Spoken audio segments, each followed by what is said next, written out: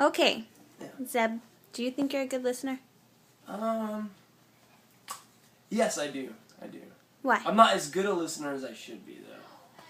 Okay. Can you explain? Well, I'm pretty good at listening as far as, I hear what people are saying, and I think that I'm pretty good at putting myself in their shoes. And I've always thought that that's an important thing. When someone's, trying to tell you something important.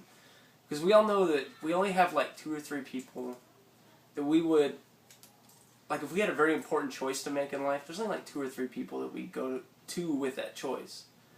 Like if I had some crazy, ridiculous idea, let me get an example. Like I want to quit my job. I really can't quit my job, but say I could quit my job and like go to Africa and help kids, right? I have like 3 friends that I would tell that to, and they would put themselves in my shoes. And when they were giving me feedback on that idea, everyone else would look at it from their perspective. They would go like, "Why would you want to do that? Oh, everyone's so poor over there." And, "Oh, what do you, I'm sure you'll get disease." And they won't look at it from my perspective because they don't know me that well. And I think that I really try to put myself in people's shoes when I listen, so that I can offer them a perspective that they value,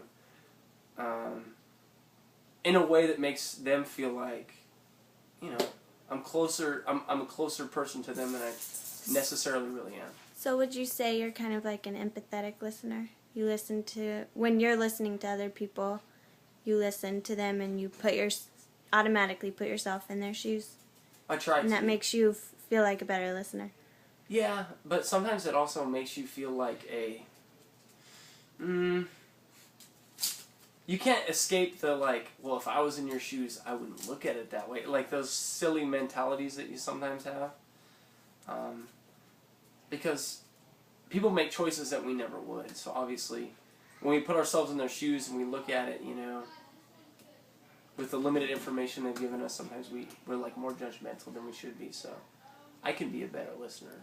So do you have any pointers for anyone on little things that you do besides putting yourself in other people's shoes? Well, yeah. If you're just listening to somebody and you want to engage them, I know that a lot of these aren't recommended in interpersonal communication classes, but they help with the flow of a conversation, and they get people to basically come out with their opinions.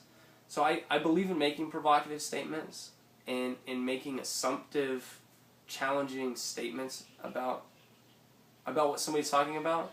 That way they're forced to clarify their position or correct you or do certain things. They're forced to come out and say what they want. And then you can go from there. And if you kind of hurt the rapport that you have with that person by making that statement, you can always fix that unless you're rude. Another thing is to repeat back to them what they say. You can do it in a questioning way, or you can just make the statement, and sometimes they'll just pick it up and keep going.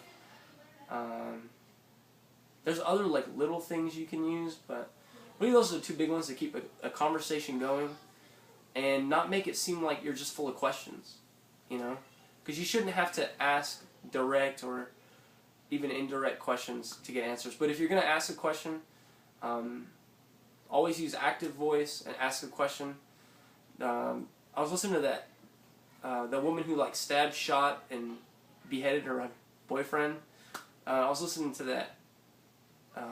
that trial, and the lawyer, the prosecuting attorney, asked all kinds of leading and passive questions. You did this, didn't you? And you did this, didn't you? Wouldn't you say you did? And those are terrible ways to ask questions, and it leaves the impression in the person's mind that you're asking a question. So just ask, why did you do this? Or what did you do next? Just ask very specific, direct, active questions. Thank you very much for your time. Thank you.